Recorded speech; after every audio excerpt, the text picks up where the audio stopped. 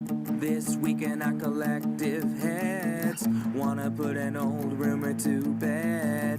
Stereotype that you've all heard, how we're all just angry video game nerds. Most of us have actual jobs, kids and families and cats and dogs, yeah. This week in our collective heads, this week in our collective heads.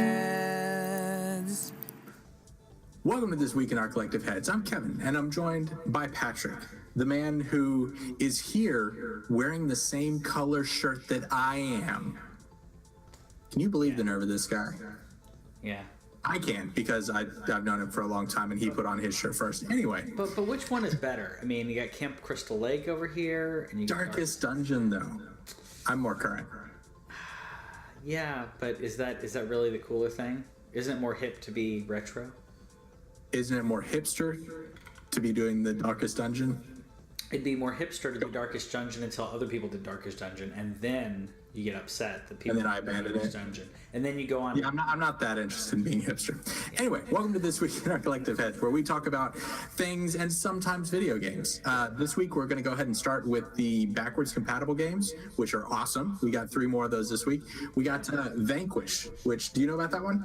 Yeah, Vanquish is actually pretty cool third-person action shooter that was on Xbox 360. I played it; it was okay, but it fell under the radar of pretty much everyone. It's a pretty good game. I wouldn't say it's a perfect game, but I had fun with it. I've heard a lot of people talking like really positively about it, and I know that you get rocket boots, which I mean. That adds to pretty much any sci-fi game, is if you can have rocket boots. So yeah, they're pretty awesome. I like them. And we also got Lara Croft, the Temple of Osiris, Guardian of Light. Actually, Guardian of Light. That's Sorry, the precursor. That's the other one. Other one. But it's kind of a Diablo style top-down puzzling game. I really enjoy these personally. And I had fun with them. I think that as much as I enjoyed them, I feel like they miss a lot of the Tomb Raider aesthetic when you switch to this isometric view. Yeah, I can see that. But at the same time, it's a nice companion piece, kind of like the Assassin's Creed Chronicles series, which we'll talk about in the Go Plus Roundup. Yeah, and Guardian of Light is also much more shooty, whereas Temple of Osiris was much more puzzly. So I think that this is kind of a twin stick shooter type thing. So anyway, if that's something that you're interested in and you like Lara Croft, then I would say go ahead and check it out. I think so. One I may skip unless you're just a huge Disney fan is Brave, the video game. Yep, this exists. It's a lot mediocre. It's also on 3DS, by the way, in a similar game. Oh wow! Yeah, I'm just. All right. Yeah, I mean it's a great movie, but no, Yeah. didn't need a game. Not everything needs a game. Some things needed games that never got them, but that definitely needed a game. Let me know in the comments what movie or TV show you wish had an adaptation for a video game that never got it. That'd be fun. Definitely, that'd be a fun. Let's do that for next week's Totes. Ooh, okay. That sounds If you could create a licensed game, what would you want it to be? So moving on to news, this is actually kind of a repeat of news because we actually announced this 6 weeks ago. That's right. Burnout Paradise is coming March 16th. We talked about that in episode 120, and so it's been official and confirmed. Based on some of the things that were said, I counted it as confirmed and basically said as such. This is Burnout Paradise. It's not my favorite on that series, but it's getting an HD remaster. It'd been rumored for a while, a couple of it was leaked on like a Brazilian online store, and then one in, I want to say Italy or somewhere. Yeah. But EA's finally confirmed it. March 16th was at that point the date that they were aiming for. But now that's been confirmed. There's also a bit of kerfuffle over whether it was going to have microtransactions because the store listing said that it was going to have microtransactions. It's not. And they've been very clear about that. So this is going to be Burnout Paradise, and it's going to have all the DLC and things like that. And so Yeah, I mean, again, this isn't the Burnout that I want, but it's $40. I think that's probably okay. Maybe a little bit much. If it doesn't have crash mode either, and like crash mode and the closed courses are the two things that for me make Burnout super special. So it's not what we wanted. I mean, personally, I wouldn't put it in the realm of. I'd put it close to the idea that Shadow of the Colossus brought out, where you have a remaster that is something that everyone wants. You bring it to, and I feel like the quality is enough to justify a $40, I'd say $30 or $40 price tag. Setsuna, what was it? The game, not Setsuna. The one where you have in the visions. What's wrong with me? The one where you're having the visions and you're the Norse kind of. I'm being no help right here. And you are, basically having like she basically has some type of mental illness that they think that she sees demons and she sees her ancestors, and really she's more than likely schizophrenic and. Man, what's wrong with me? Anyway, he'll put that down here in the lower third later on when he figures it out. The thing about for me is the difference is that Shadow of the Colossus was a remake. This is just a remaster. Correct. So they just basically bumped up the resolution, added a little bit. I guess probably renewed most of the soundtrack. I would imagine there's at least one or two songs, but. They have to have kept Guns N' Roses because there's no way you can have Burnout Paradise without Guns N' Roses. It's in the trailer, but it's in the trailer, so I really hope that it's there. So Hellblade and is plus, what I was thinking of Hellblade. Senua's Sacrifice. Okay, yeah, I can see that. Like I think that was worth the price tag. I think if this is just if this is not a complete remake, I mean, I'd say 30. Like I'd still say.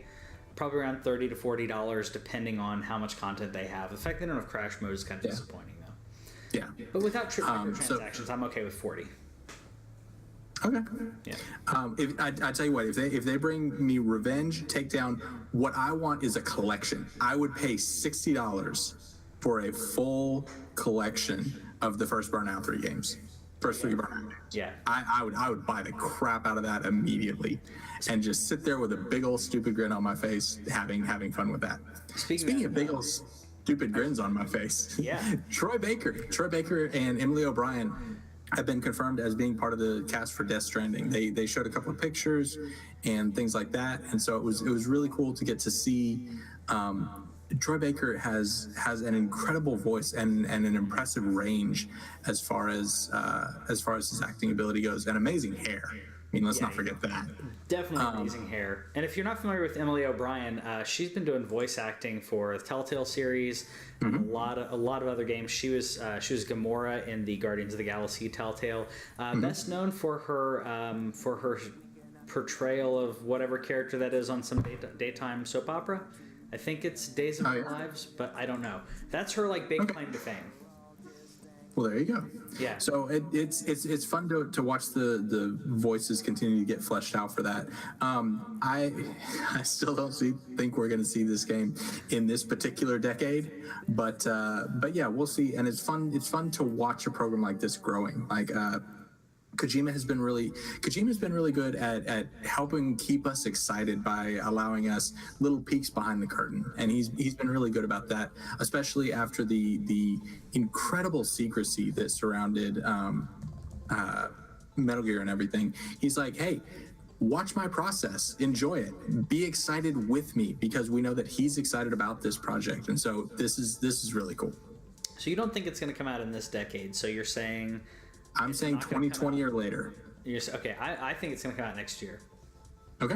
So those are some predictions to write down there. Would you bet a lunch on it? Well, yeah, I'd bet a lunch on that. Yeah. Okay.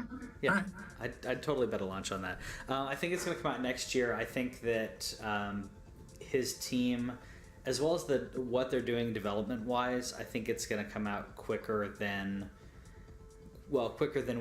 some people would expect. I think he'd been already doing a lot of preliminary work and conceptual work before before he actually left Konami. That's my feel on it. I think that I can see that. I think that was happening behind the scenes when he wasn't supposed to be working with people. Just jotting down ideas and I can see that. He was already talking to some of his big people that he poached. I think he was already talking to them about the ideas and what he wanted to do. So I think he's going to be further along than we'd expect. I can see that. However, this is Kojima. I think that he probably wants to release it in 2019. I think it'll get released later. Then whatever the initial release date is, that's not the release date. So that would be my counter argument. Gotcha. Yeah, I could see that. But I will say, I thought when I saw the picture of Emily O'Brien, I thought it was Ashley Judd at first. Maybe that's just me. That would be interesting. But yeah, I like the talent that he's been able to cull from various sources, and it's been really surprising to me to see just how many people, just how excited these people are to be working with him. Everyone from Mads to Kojima to Troy Baker, like everybody's excited to be there, and that type of eagerness and excitement is contagious. And Norman so I think that will do so much time on this. Like, oh yeah, it's absolutely mad. I'm very happy about it. Something else that I'm happy about is to see how much money Overwatch is making, and not just like in sales, in Twitch applauds, which is the give you a little bit of money kind of thing for this is Overwatch League, correct? When yes. that got $150,000 in one day. Yep. And day one of cheering. Yep. So that makes me so happy because it shows every little bit from people can fund a project like this, can fund someone. It's the whole idea of like Patreon or others, where it's like, hey, give $1, give it $2, whatever you can give, and you get a wide enough audience. Obviously, Overwatch and Overwatch League are huge, but 150K in one day. You and I have talked about this for quite a while, where we're like, how is esports going to make money? Because esports hasn't made money for anybody. It's been the potential of, at one point, this will make money. They're doing it now. I mean, that's amazing. One of the interesting things, I kind of dug down into the numbers a little bit, and one of the things that they did, which I think is brilliant, is you buy cheers in bundles, and you're able to support your team and whatever, and like. So they have it set up where during a match, the actual fans are competing to see, how excited they can be with their team. And I'm like, okay, one, competition between the fans is a brilliant way to set that up. And number two, each cheer costs like, I think it's 1.4 cents. And so that encourages you to just spam it not really think about it. And so it's like Pete's Piano Bar. Exactly. When they start playing songs for different colleges, and then you have people who start competing and giving more and more money. So you'll play OU versus Texas or whatever. They all sound the same. Exactly. Right. Right. But the idea of one, making it a small enough amount where you're not cheering for $1, because then it would be like, is it time to cheer yet? Am I ready to? And it's like, no. I just want to send out 10 cheers right now. That's great. And that costs me 10. Yeah, and it's just a really, really clever way to do it. And I think that this is definitely something that will be immediately, or as soon as technically possible, this is something that will be latched onto by other groups. And so I look forward to seeing where it goes, because like you said, we haven't really understood where the money in esports is going to come from, and it seems like a great resource for them. Yep. It's coming from nanotransactions, trademark patent. right. That's amazing. Ascent, I would buy a pack of those, and then I can cheer in the moments that I want. I don't feel like I'm spending money because I'm spending pennies. And overall I spent $10-20, whatever it is. So that's really cool. Yeah. I like it. Yeah. I like it a lot. So yeah, things that we know very little about, but are also excited to see where it goes.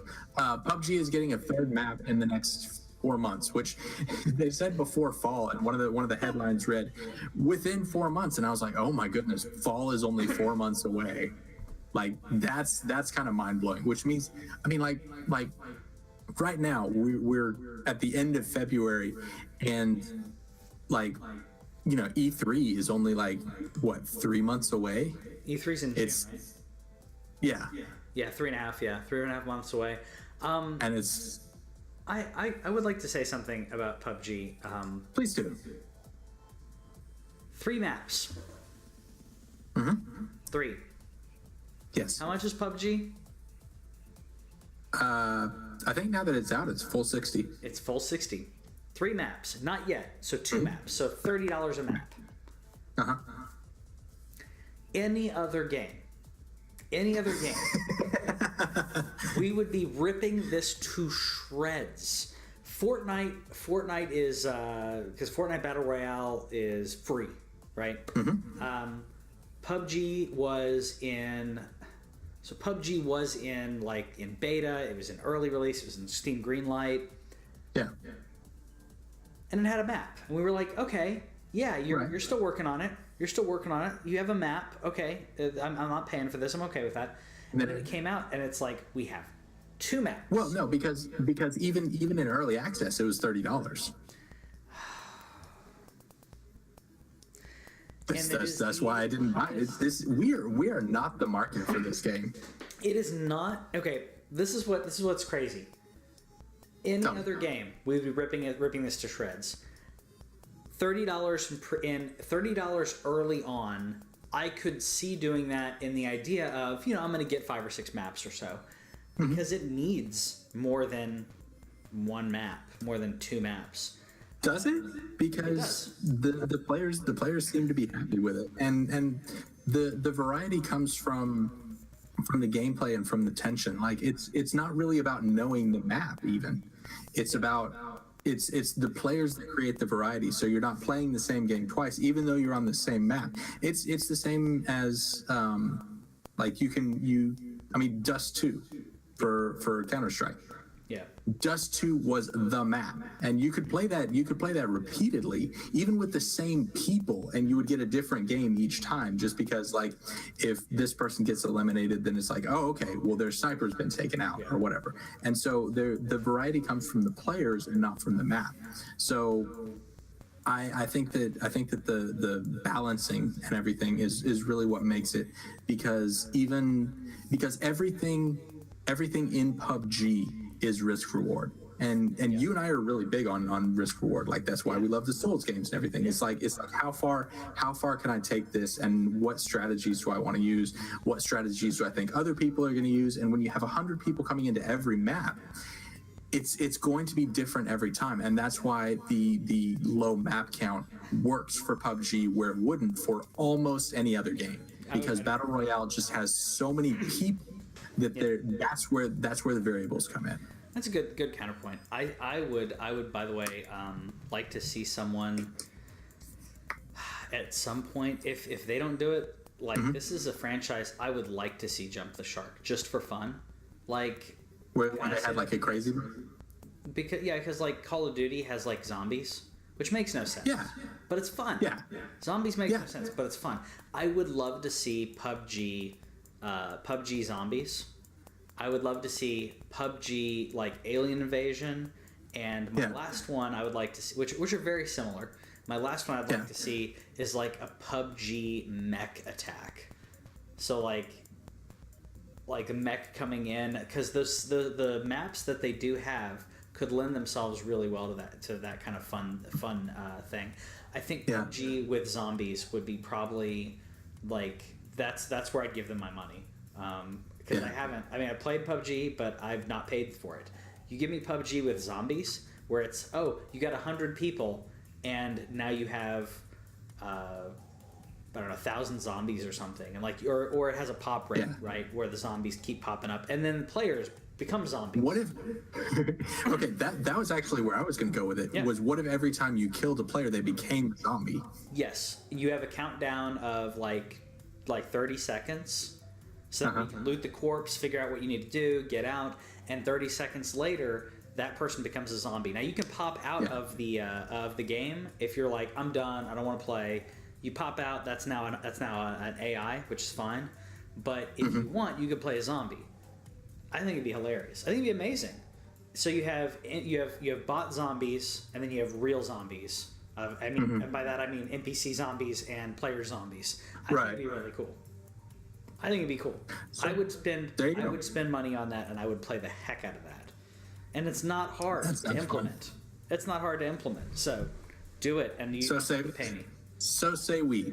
Yeah. But PlayerUnknown, if you want to give us, a bandana, we take it.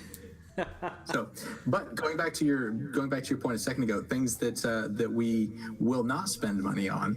Yeah. Ghostbusters World, at least I won't, because when it comes to mobile, I don't spend money on a game until it proves itself. But Ghostbusters World is going to be very similar to it's Pokemon Go, but with ghosts. Yep. And I think that sounds like a heck of a lot of fun.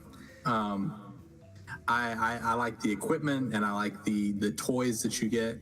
And I'm really looking forward to seeing how gameplay actually works, because one of the major difficulties with Pokemon Go was that there wasn't as much actual gameplay there.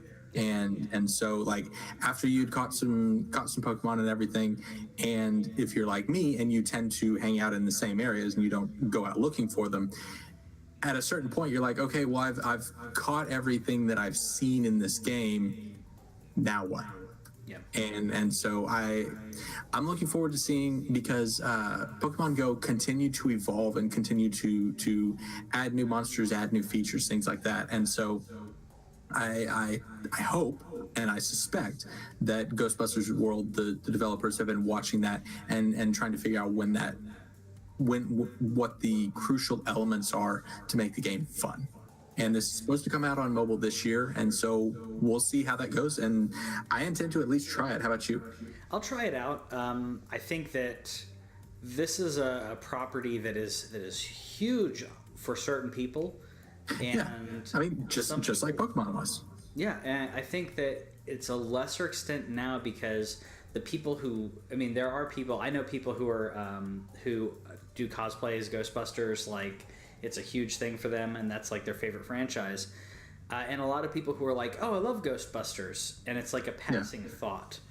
And I feel like they need to do a lot to appeal to those people, as opposed to just the hardcore Ghostbusters fans. That's going to be the sweet spot, because there are people out there who I love the first Ghostbusters movie. The second one I thought was great when I was a kid, but I think that they're going to need to do a lot to appeal to people who aren't actively doing Ghostbusters things right now. Because I don't watch that movie all the time. I don't play the games. Right.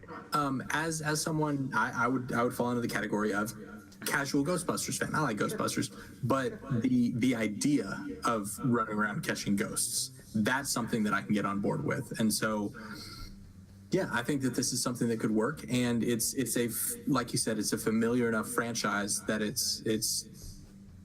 seems like it's something that could work pretty well.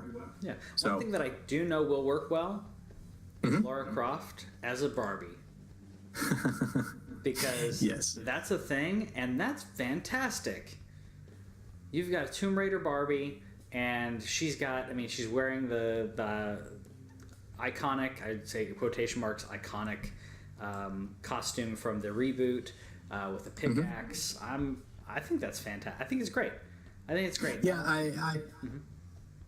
I do think that it should come with a small bag of mud that you're supposed to smear all over her, because Barbie's a little bit clean for Tomb Raider, and well, and there's as far as after she had a shower, do what? Got back. This is after she got back and had a shower, or it's before the wreck. the very beginning of the game, and so you have to put her through her adventures. Yes. Yeah. Yes. So I was talking about this initially. I was like, oh, come on, Tomb Raider and Barbie, these are two completely different things, and they have nothing to do with each other. But I was talking with my wife about it, and she said, She said, well, when I was a kid, we played with Barbies, and Barbies were whatever we wanted them to be. For her, they were the Greek goddesses, and so they would be Athena, they would be Artemis, they would be whatever. And so you can take the character and turn them into whatever. And so I like the idea of, you could have Lara go out and she could play with other Barbies and like teach them how to be Bamfs. so I like that idea more than I did initially. Yeah, it is one cool thing about Barbie that that didn't catch on with boy toys except for Mario, because Barbie has had every profession there is. Right. So has Mario. There's like the only two people that I know that are that multi-talented. But you don't have a toy set of Mario where it's like, here's Dr. Mario and here's car repair Mario, and like, because Mario's done everything. And he's had a few jobs. But Barbie's done more. I mean, she's been a cashier, she's been a doctor, she's been a neurosurgeon, flight attendant. She's done everything. And she's done programming, but that made me mad, so we won't talk about that. Yeah, she's been a game developer too. Yeah, the game developer. Yeah, that was the one that made me mad. Barbie. Yeah, which I think is really cool. Speaking of games, because that's what we talk about is video games, and not so much Barbies. Mega Man, the Legacy Collection, is coming out on Switch. Yeah, and it already came to 3DS, and on 3DS it was the best version. It had all of the challenges where some of the other versions didn't have all of them. Like this one, I would imagine is going to have Colin's challenge, which was, I think there's like a boss rush mode or something. Mm-hmm. So I'm looking forward to seeing what this is, because the one thing that I wish they would fix is whenever you're trying to play the music, you can play a track at a time, but then you have to manually go to the next track, and it only plays it once. You can't play a playlist or a loop. You can't play a playlist, you can't play a loop. So for me, I would like to be able to create playlists in this. Mm-hmm. And I know that would be like a whole nother thing. Or even if you could just have it set up where it would just play the Mega Man 2 Dr. Wily Stage 1 theme just forever. I love listening to that, and that's just kind of energetic music for me. So yeah. But I'm happy that it's coming to the Switch, because it's more chances for people to get to play Mega Man. I will probably be picking up the first collection on the Switch, just like I did on the PlayStation when it came there. Mm-hmm. And I would like to beat 4 through 6. I beat 1 and 2. I would like to beat 4 through 6. Maybe 3. I've never beaten a Mega Man game. What about X? No. Remember, I didn't have a Super Nintendo. Okay. But you do have a Super Nintendo Classic. I do. Okay. Mega Man X is absolutely beatable by you now. You should definitely do that. Well, definitely with the save states and everything, like that'll help. Well, and you can also ask me. I mean, you can call me while I'm sleeping, and you can be like, "Hey, Kevin, where's the heart piece on Storm Eagle stage?" And I'll be like, "I just climbed to the top of the conveyor belt at the very first, and then you jump off to the left. Good night," and I'll hang up on you. But like, I am your resource on this, because I know everything about Mega Man X. I'm gonna start playing those because I have my my setup. I'm still working on the sound with it, but I've got my setup now in the office. So the Switch is hooked up for that, and I can hook up the Super Nintendo as well and stream it and play. So I plan on playing those classic games, and I modded the Super Nintendo with ROMs of games that I own, because that's how you have to do it legally. But I modded it. You don't see any judgment here. I'm on board. I'm happy for you. I want to make sure people know that I'm not doing anything nefarious. So I've modded the Super Nintendo, and I put ROMs on it so I can play other games like Lion King and some others. Which apparently there is a Alex Wooten was talking about there's a Sega emulation to it as well, so you can have play Sega games as well. So I'm going to look into that, because I think I've used a quarter of the memory on the Super Nintendo. which makes no Yeah. sense that they. I mean, well, I guess that the games don't take much space, so Yeah. it has all this free memory. Unless they know that people Yeah. are going to mod it, I don't know. There is no way that Nintendo made a decision to help modders. That is not Nintendo. No, it's not Nintendo. So speaking of things that have nothing to do with Nintendo, There you go. the directors for World War II, Call of Duty World War II, have left Sledgehammer, and they created Sledgehammer. So I think that's kind of interesting. Yeah. I'm curious. I didn't see the details as to why. I'm going to guess that they're going to talk about constraints of having to do da da da da da when they make Well, games. it wasn't so much constraints. It was that they felt that they had done what they could do with the Call of Duty franchise, and Sledgehammer is not going to be doing anything else anytime soon. So their plan was they want to expand. They want to put into motion some of the ideas that they've come up with during this time. So yeah. I know I said it last time, but Call of Duty's next thing needs to be the Persian Gulf conflict, because it's been 26 years, 27 years, 28 years, 27 years. That's Goodness, long enough. That's long enough to have a nice objective look at the war, the last war that we got into where we didn't lose money. Yeah. We made money off that war. Like the U.S. You government did? made money. Huh? Oh, okay. The U.S. government did not go into the red for that war because they actually had a coalition of people, like George W. Bush said there was going to be. They had a coalition of people who said, we're going to give troops, or we're going to give money, or we're going to give something to help you. So we did not go into the red in regards to our budget. We didn't overspend our budget. That being said, we got in, we did what we needed to do, and we got out. Yeah. But I commend them for that. I mean, it was a sucky war, but budget-wise, that's impressive. Yeah. And it looked good. It looked good on camera. There was really good optics, I guess, for that particular battle. Yeah. So I would be interested in kind of like what they did with Valiant Hearts. I know that's completely different people and everything, but what they did with Valiant Hearts was they got stories and letters and documents from that time to kind of reflect what was actually happening. And I would be fascinated to dive a little bit deeper into what that was. Yeah, and there are a lot of veterans who are, that was, like I said, that was 27 years ago, 28 years ago, 26, 27 years ago. There are a lot of veterans. I mean, they're in their, late 50s, early 60s or older, but that, they have these memories fresh still. They can still recall a lot of details. I think it'd be really interesting. Vietnam would be an interesting one as well, but I've already talked about the gameplay, and that may be really rough. Vietnam's also been done. Has been done, but so has World War II, and they've shown that they don't care. What I'm saying is that the Persian Gulf really hasn't. There was one attempt at it, Return to Fallujah or whatever that one game was. Yeah. And that didn't go well. But yeah, so I would be interested in playing that, especially. Sledgehammer has done particularly well. They were the last of the three teams to join into the rotation, and so I would be interested in seeing what they did as far as like story goes, because I think that World War II was a really interesting story, and I would like to see what kind of story the co-founders have come up with, or if they do something completely different. That would be fun.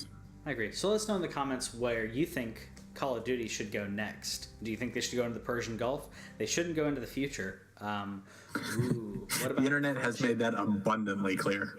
Like French and Indian War? I mean, how do we want to do this? There could be some interesting. That would be interesting. Stuff. Anyways, let us know in the comments. Yeah. Let us know in the comments. We'll talk to you later.